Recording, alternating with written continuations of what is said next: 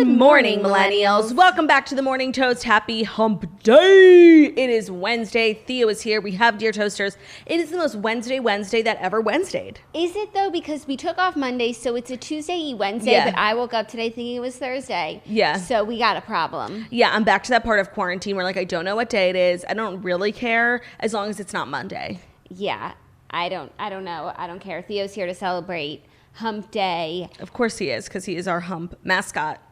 He's the crunchy angel humper. Before we dive in, must issue a correction from yesterday's show. I was hoaxed, you guys. She was hoaxed. I hate when people do this. So as I shared, that BBC News accidentally published a July 11th article saying Ghislaine Maxwell was moved to ICU for coronavirus complications. That was a hoax. Someone on 4chan started it. And I don't think they started it to be a hoax. I think they made, it was a funny meme. This is what's coming, guys. Oh, well. And people took it at face value. I feel like Americans already have a hard time trusting the media, and these hoaxes just don't help. Yeah. And I fell prey to the hoax. I'm sorry for spreading misinformation. It's not the first time that has happened here, and it most certainly won't be the last, but I must issue a correction. It was not real, and that's really upsetting because the conspiracy theory that I have in my brain, something like that would happen. Yeah, but you know what? It's actually positive news because it allows us to believe in the system a little bit more For and now. Not just believe that it's not going to happen for us. Right. So I'm going back to my faith in the system that justice potentially might be served. Potentially is when something is pertinent and potential. And it perhaps could happen. So sorry about that, you guys. My mistake. But other than that, happy Wednesday, everyone. Hope everyone had a fabulous day yesterday. We had a fabulous evening. We had a fabulous evening celebrating Olivia's birthday. Quarantine birthdays are kind of depressing, but something about being at Olivia's little dinner last night was not depressing at all because... No. It was the power of the Presh Kayla. And I don't think we would have done anything even if Olivia... We weren't in quarantine because Olivia's a new mom and she just wanted to be with Preschella. And we got to be with Preschella. And honestly, I think that last night...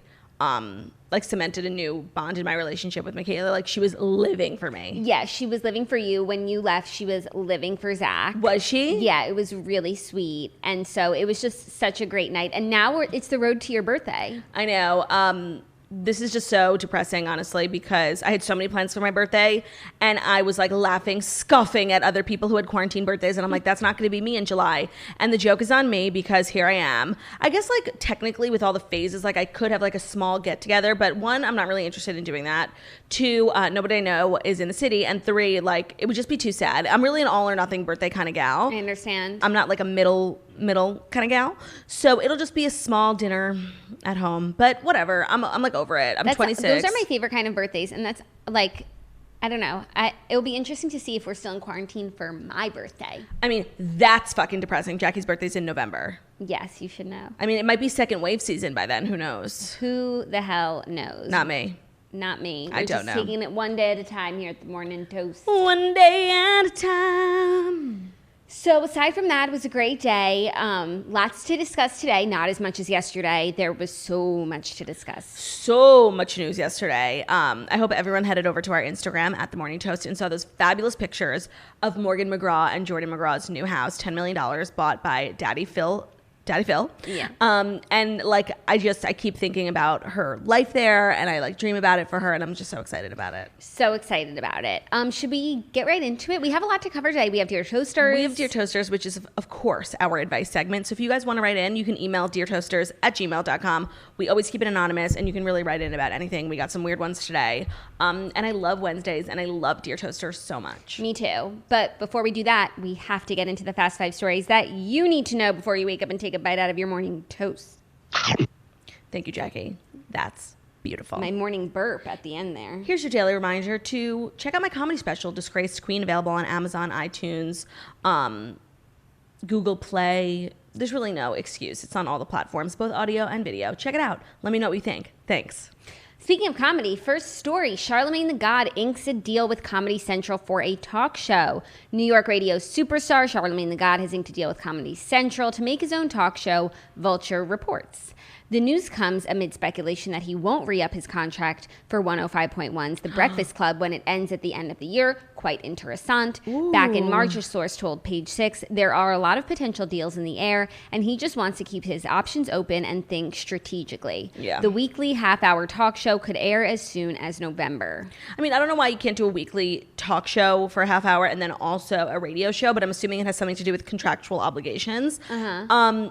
And is The Breakfast Club a New York show or it's like a national show? It's nationally syndicated. It's Sirius or it's iHeartRadio? It's iHeartRadio. This is so crazy because I feel like so many people like this would be like Howard Stern. Like he's a part of people's days, routines. He's been on The Breakfast Club forever. But I do think like Charlamagne is on to bigger and better things. Yeah, the way they're positioning this sounds kind of like a late night talk show. And I think Charlamagne would be fabulous at that. I hope he starts it once a week and goes up to five nights a week if things go well. I think this is really exciting, and I absolutely love Charlamagne. Yeah. So I'd love to hear some good news. I'm not in love with the Comedy Central selection because that's just like a random network, and I honestly don't know if many people really watch Comedy Central anymore. It's not really what it used to be. But did you ever watch Comedy Central? Literally never in my life. Actually, I watched some of the roasts, which are pretty fabulous. I used to watch the Amy Schumer show. Oh, Inside So Amy good. Schumer. Yeah. So good. I just feel like what's on Comedy Central now? Like, what do people go there to watch? I don't know. Trevor Noah. Yeah, Thank you. What I thought maybe. So Actually, the the Trevor Noah vibe actually is perfect for Charlamagne. I could see them both like doing funny talk shows, but it just seems random. I don't think it's random. He's a comedy guy. Comedy Central's clearly, making moves, and I think it's a good place to be. Where did you first learn about Charlamagne the God? On Guy Code, of yes, course. me too. Yeah. Of course. Was that like for him, his launching pad, or just No, for us? I think probably for us. Yeah. That was a great show. Such a good show. They need to bring that back. Yeah. Girl Code and Guy Code. And honestly, Girl Code really launched a lot of stars. Carly Aquilino. Nicole Byer. Nessa. Fabulous. Some other exciting news. Bethenny Frankel just launched her self-made mogul podcast called Just Be. Bethenny Frankel posted to her Instagram yesterday that she is starting a podcast called Just Be. She has teamed with Endeavor Content for the podcast. It's devoted to being a self-made mogul in business, lifestyle, and beyond. I want to read what she posted yesterday because it honestly sounded really interesting, like a good ass podcast. I love this move for Bethenny. I love this move. She said, this just in, the bee is back, and I'm going to mention it all on my new podcast coming soon.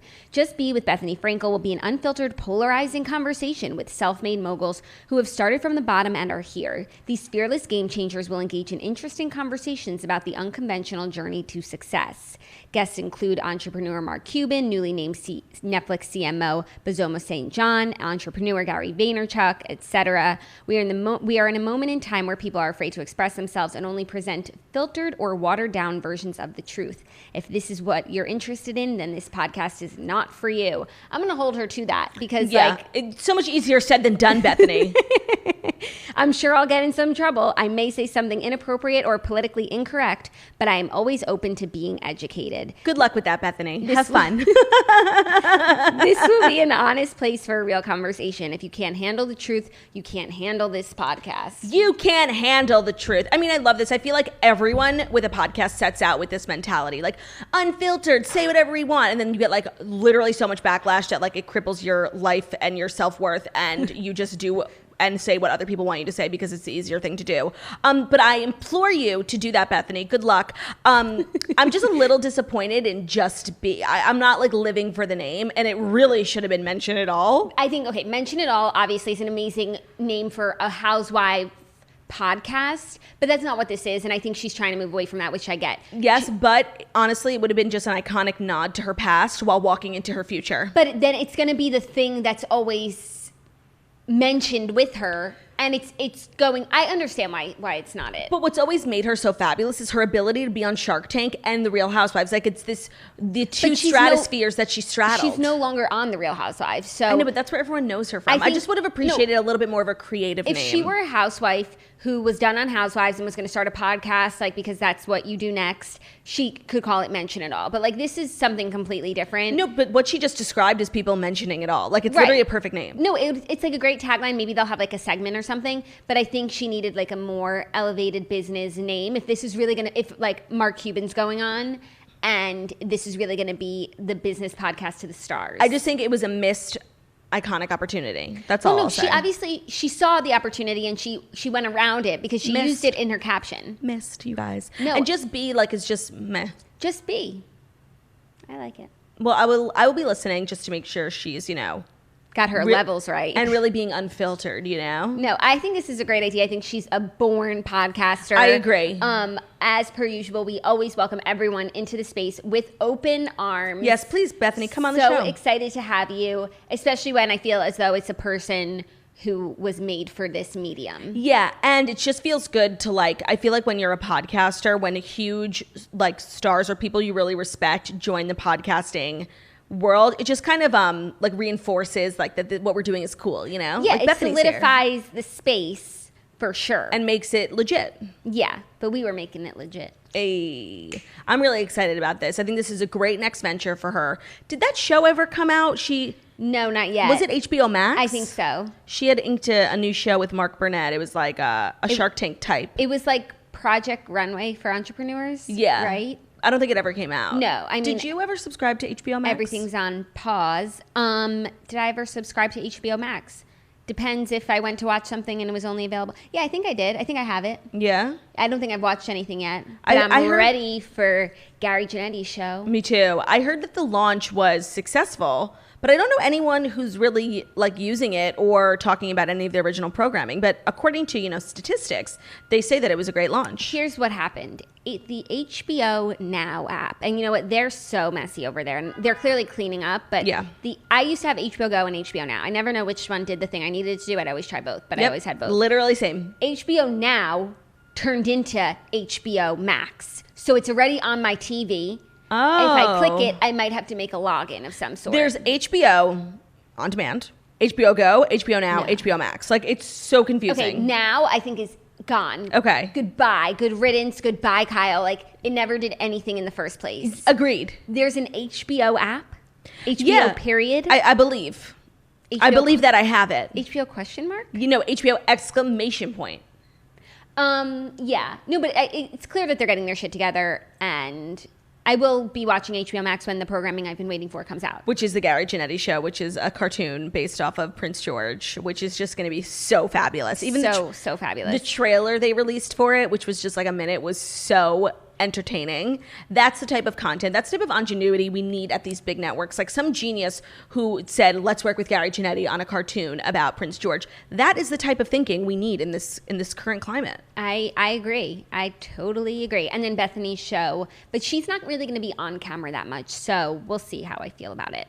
But anyways, another podcast to add to our repertoire. The repertoire. I am a little offended she didn't go with Toast News Network, but it was such a tough call at the end. And, you know, I trust Bethenny. She had to do what was right for her business, and I totally respect and understand that. But just know you always have a home here at Toast News Network, Bethenny Frankel. I heard she was just like fielding offers left and right, and TNN came really close allegedly, but it didn't pan out. We are also 100% kidding for those who may be not understanding our humor. For those who are ready to email Bethenny. Oh, that was funny. Love that. Okay. Oh, I'm sorry. I have something to say. Do you? Yeah. Is that okay? You think now's the time? Yeah. Okay.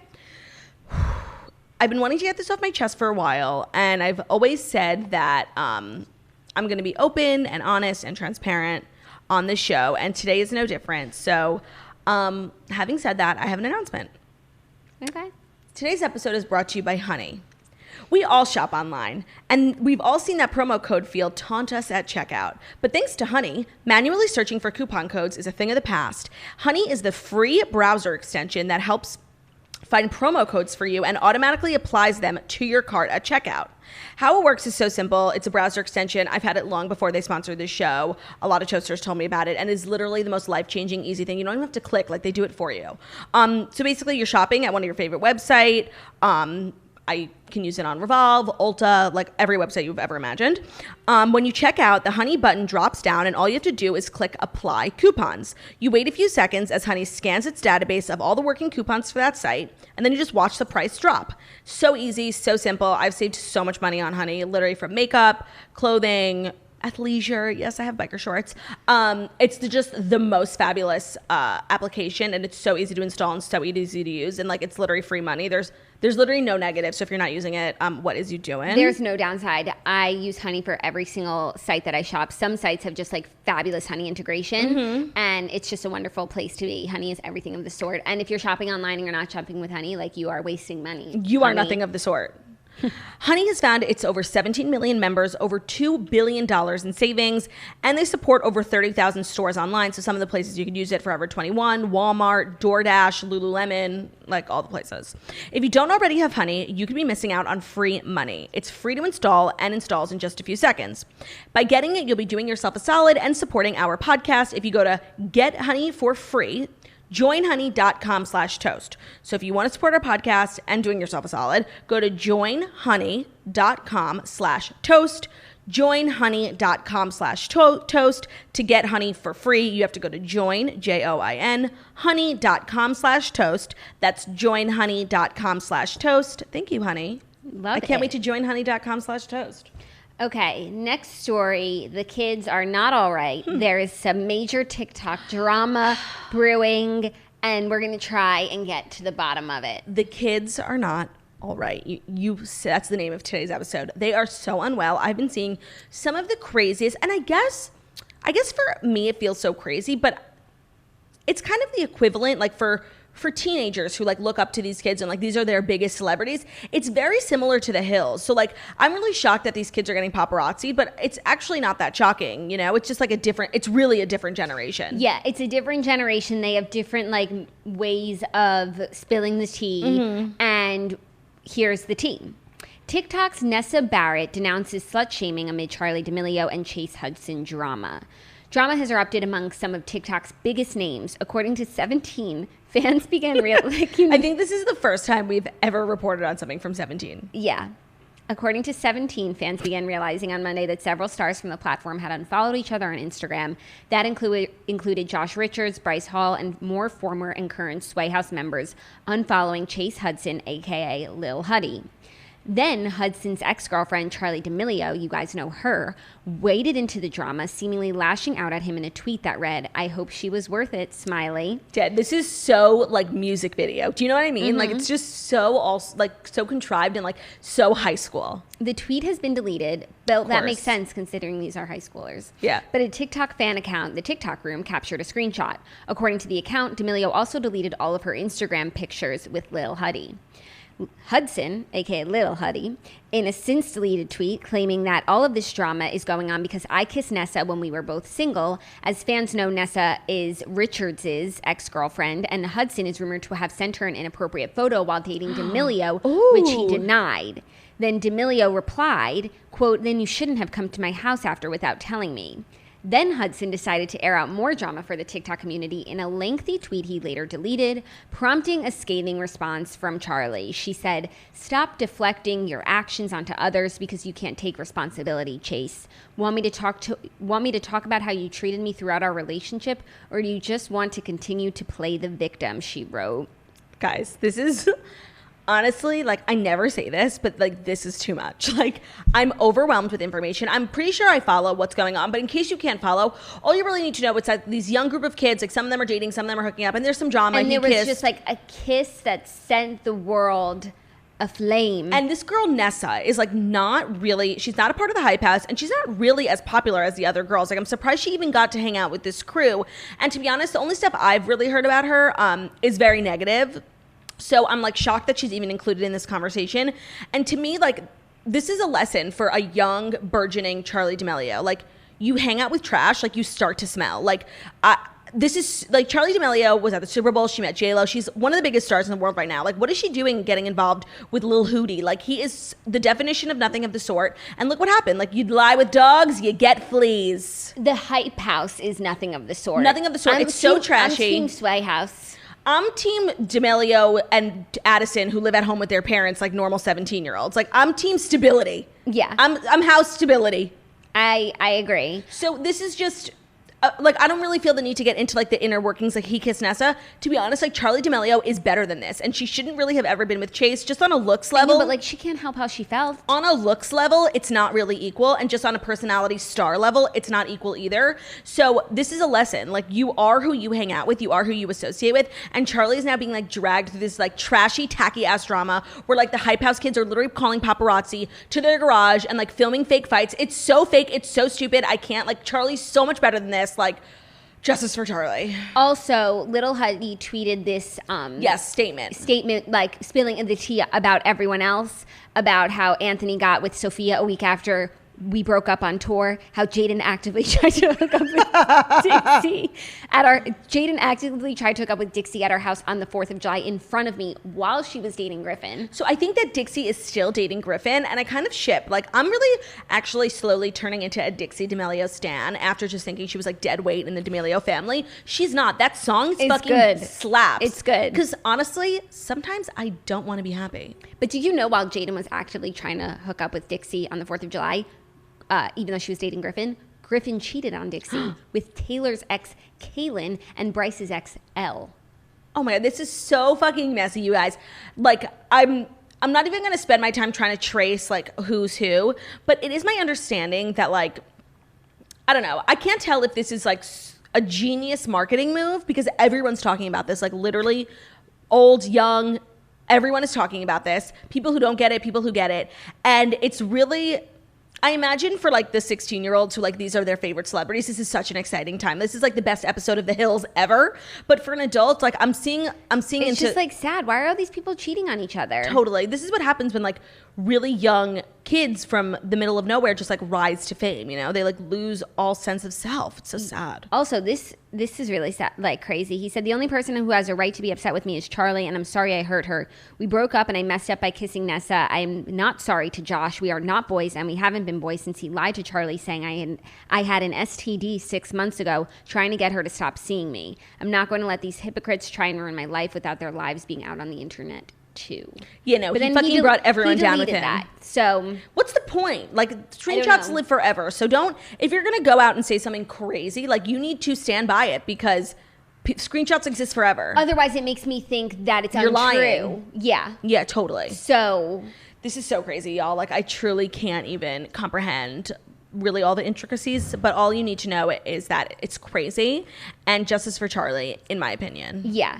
And the ones who like we love, Charli, Addison, they're all right. They're good girls. I actually feel like they are like decent role models. I agree. I think that they're not the worst people for, you know, young girls to look up to. They don't get Botox. They're like normal looking girls, and they're like nice, and they live with their parents. They're just like having fun and dancing. Yeah, I feel like we really need to separate like the trash in terms of the TikTok crew. We need to take out the trash. Yeah, I agree. So that's what's up with the kids. Yeah, in case you need something to talk to your like younger sibling or daughter about at dinner tonight, tell them about the Sway House drama. Yeah, tell them that you stand with Charli. Yeah, and that, you know, when you hang out with trash, you start to smell. Yeah. It's honestly an important lesson for young people. That's a good lesson for the children. Yeah.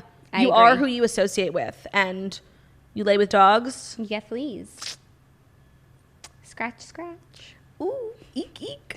Okay, next story. Really tough news for Teddi Mellencamp and her husband, who are pushing forward after their daughter's diagnosis. So Teddi Mellencamp's husband opened up about their 4-month-old daughter, Dove's, upcoming neurosurgery.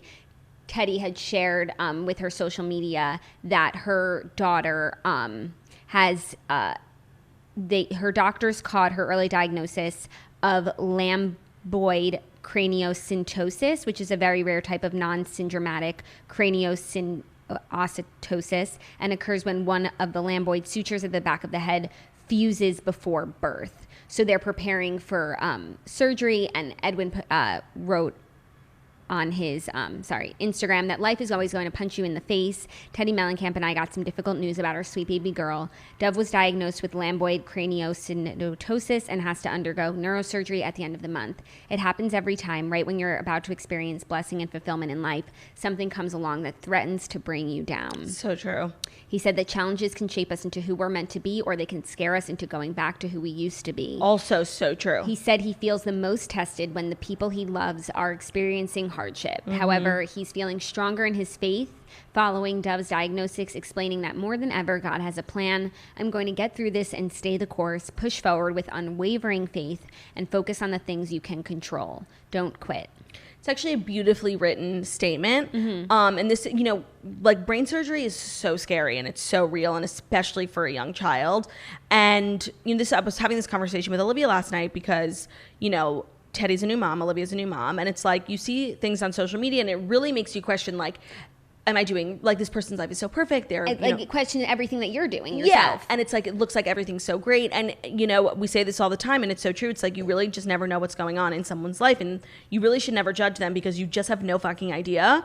And I think it's very brave that they're, sharing, because this is very personal, and obviously no one would falter if she wanted to keep this private. But I just love Teddi Mellencamp, and I love her family, and I love how, like, they're so faith-based, It's like everything they do is, like, rooted in their faith in God. It's really inspiring. It is really inspiring, and we'll all be thinking of her and praying for her and her little bebe. And I love the name Dove. I love the name Dove as well. Beautiful. Also very, like, biblical, almost spiritual. Yes. Fifth and final story. Kay Letourneau has died of cancer at the age of 58. The ex-teacher was a controversial figure who gained national notoriety after being jailed for sexually abusing her student, then later marrying him. Kay Letourneau, the controversial Washington middle school teacher, has died of stage 4 cancer, People confirms. Was she in jail at the time of her death? No. She's been out for a little while. I would think so. Okay. This is a tough story to report on because I respect the dead. I do. But I don't respect child predators, and this leaves me at a crossroads. Yeah. Because honestly, I wish her well. Bye. Yeah. Bye. She's like the go-to person. Yeah, she's an adjective now. Like, yes, you got Kay Letourneau. Like, when there is a scandal involving usually a female teacher, but a teacher in general, and a student, which is like such an abuse of power, and it's honestly so abhorrently disgusting. She was really like the first one, and so now she becomes like, she's the face of child predatorism. Yeah, she is. So I guess that's her legacy. It's just so weird when people like this die. Do you know what I mean? It's like, what do you say? Yeah. I have nothing to say. I guess you just reflect on her life and her legacy, and that is it. Just being like a teacher Disgusting. predator who also married her student. Right. Just crazy. No, it's crazy. It's just, bye. Bye. Okay, so those are the 5 stories. And they were pretty fast. What? They were pretty fast. They were pretty fast. We are always pretty fast here at the Morning Toast. And Wednesday means Dear Toaster, so we're going to jump into our advice segment, which is truly my favorite part of the week. Again, email us, deartoasters@gmail.com. Let's dive in. Dear Jackie and Claudia, I caught my boyfriend of 2.5 years sexting an 18-year-old. I'm 25, he's 26. Let me start by saying that before all of this went down, he was literally the perfect boyfriend. He treated me so well, and he really loved me. Everyone was shook when they found out what he was hiding. Here's where it gets weird. About 6 weeks ago, I received a DM from a family friend of my boyfriend's telling me that my boyfriend had been sexting with her 18-year-old daughter. She sent screenshots. I knew immediately it was true. I confronted him about it, and he admitted to it, but that's not all. He also admitted to meeting other random girls on online chat rooms where he would sext and exchange nudes, and that he's been doing this throughout our entire relationship. Apparently, he has been doing this since he was a teenager. It's like a weird secret sexting fetish that I never knew about. And then he goes on to tell me that the same thing ended his last serious relationship. He claims to have never physically cheated on me, and I believe him, but the girl's age is really concerning to me. I know that she's 18, so it's technically legal, but it's like really fucking weird, right? It's weird. It's been 6 weeks, and we haven't seen each other, but we left things more on a break than a breakup. What do you think? Is sexting cheating? Would it be different if she wasn't fucking 18 years old? I sometimes think that if she were older, I wouldn't be as mad. Do I stay or do I go? Get the fuck out. Get the fuck out of his face. I mean, all of the elements of this are concerning. Sexting is 100% cheating. There's a difference between like flirty rapport that could be concerning and just like blatant sexting, like I want to put my penis in your vagina. Like that is totally cheating. There's no doubt in my mind. And yes, the age is concerning. I understand that it is like technically legal, but it's still fucking weird. It's beyond weird. Also, so he has this addiction to sexting. So it's like he can't help it and it's just who he is. So what he's going to be doing this for the rest of his life. He's going to be 50 years old, sexting 18-year-olds on the internet. He's going to get himself on one of those TV shows. On Nightline. Like, you do not want to be associated with this person. He needs to correct himself. Catch a predator. Like, just because you like doing something and you're addicted to it doesn't mean that you can't stop doing it or that you shouldn't stop doing it. Like, he needs to learn at some point in his life, if he cares enough about your relationship, now will be the time where he like realizes the error of his ways, and that's on you to forgive him and see if you can move past it. But like, if he's going with this bullshit, it's like, I need it to live. Oh God. What? Also, the fact that it was covered up so well, because you said like the relationship was perfect before, means like he's a very good liar, and you just don't want to be with someone who has so much experience and is so good at covering things up and hiding parts of their lives, because that's not what a true relationship is built on. So I'm really sorry, but this break must be a breakup. No. But sometimes, like, obviously to me, I'm like, this is so obvious, like, get the fuck out of there. But when you're so in it, sometimes you can't see out of it your own situation. When the person that you're talking to is like normalizing it and being like, look, I know that it's weird. Trust me, I know. They're gaslighting you. But you know what? Like, this is who I am. And they're kind of like trying to save face and trying to coax you into bringing you into their bucket of weird with them. And we're here to tell you that no, get out of the bucket. Yeah. Because it's weird. Get out of the bucket. It's really fucking weird. Thank you for writing in. I hope you got some clarity from that. I feel like that was actually good advice. Yeah. Next up, hi Jackie and Claudia. First, I want to say I loved the special. It was truly everything and more. Thank you guys. My comedy special is available on iTunes, Apple TV, and so many other platforms. It's called Disgraced Queen. I hope you enjoy it. I just need advice on what to do. My cousin hooked up with my best friend's boyfriend. I'm super close with my cousin, and our family dynamic is definitely ride or die. I don't know if I should tell my friend or not. My friend is like a sister to me and was there for me when my grandpa died and has always had my back. I don't want to throw my cousin under the bus, but I feel like my friend deserves to know. Thanks in advance from a stressed out toaster. I mean, that's horrible, especially you're talking to two girls who are like family over everything. And part of me like wants to tell you just to stay out of it, but like having those types of secrets, like those types of those are the things that like eat you up inside, you know? Yeah. So I think I have a plan, because you can't rat on your cousin. You just can't be the snitch. But your best friend does need to know if her man, and also what sort of relationship is this? Like, are they going to get engaged soon? Do you think they'll get married? Like, she needs to know. You need to catch him in the act. If he's a cheater, he'll cheat again. And so you need to find the next person or the person before that he cheated with and tell your friend about that person, not about the cousin. Or you can go directly to the source and tell the boyfriend, I know, and I'm going to tell, but I'm going to give you the opportunity to do it and just hope he does it first. Like, snitching, and the boyfriend is then going to tell her, oh, I hooked up with so-and-so's cousin, and then she's going to say, wait, why didn't you tell me that it was your cousin? And then the cousin's going to be like, wait, why did you get in the middle here? So you have to find someone else to pin it on. You know what? Sorry, I changed my mind. I have such a better piece of advice. Stay the hell out of it? No, definitely not. Jersey Shore. Write a letter. Dear Sam, when you went to bed, Ron put his head between a cocktail waitress's breasts. It's perfect. Yeah. No, JWoww walked so you could run Speedy. It'll work out really well, just like it did in the Jersey Shore. It did work out well because you wanted, but you know what? This is where like cheating gets dicey, because some girls like don't want to know. And that was like Sam. It's like everything in that letter was true, but like she was more fixated on who wrote it than what was actually detailed in the letter, where it's like your boyfriend just cheated on you. Shouldn't you be mad at him instead of trying to figure out which girl in the house like tried to help you? So, you know, I feel like reporting incidents of infidelity is a fruitless act. Like it's a thankless job. It is. It somehow becomes your fault. When you're just trying to do the right thing and toe the line between being a good friend and a good cousin and a good humanitarian and being able to sleep with yourself at night. It is a thankless fucking job. Yeah, you're really just trying to be a good humanitarian. Yeah, and just do what's right. And people make it so difficult for you. And I feel for you, girlfriend. So again, I don't know where we landed here. My advice is to try to find someone else to pin it on. You might have to wait a little bit. But if he is a cheater, maybe like if the cousin was just the one time and it was a mistake and he's not going to do it again, maybe she doesn't need to know. But if he's a cheater, she needs to know, and so you can find another instance to share with her. Well, I have another question. The cousin, did she know that this guy wasn't single? Like, did she know that this was her cousin's best friend's boyfriend? I'm going to say, she didn't make it clear, but I'm going to say yes, because she's close with her cousin. Her cousin's close with the best friend, and so people have a way of of knowing each other. Now, okay, I guess, so then the cousin just being upfront with the friend is not an option, right? No, because I don't think she's interested in that. The cousin clearly... She's like, this is not my relationship. I don't want to stay. Get me out of here. For sure. Okay, well... And I get that, too. I hope we've given you something to think about. Mm-hmm.